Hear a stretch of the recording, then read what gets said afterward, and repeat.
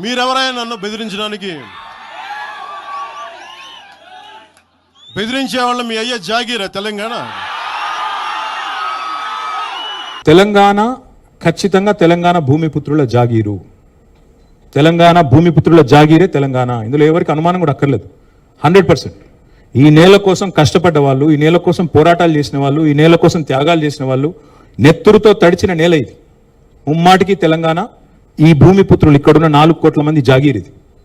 కానీ మీరు రండి, ఇక్కడే ఉండండి, మీ కుటుంబాలు ఇక్కడే ఉన్నాయి, మీ వ్యాపారాలు ఇక్కడ ఉండండి. ఎవరొద్దన్నారు?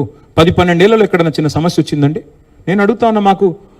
మా దృక్పథం ఎట్లాంటిది అంటే, వైజాగ్ స్టీల్ ప్లాంట్ను ప్రైవేటీకరిస్తున్నారు మోడీ ప్రభుత్వం అంటే మేము మద్దతు పలికాం.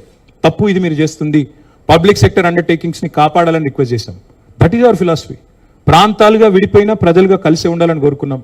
కానీ నిన్న పవన్ కళ్యాణ్ గారు ఇంకొక 2 మాటలు మాట్లాడారు. ప్రాంతీయవాదం అన్నారు. ప్రాంతీయవాదం ఉగ్రవాదం కంటే ప్రమాదం ఏదో అన్నాడు ఆయన.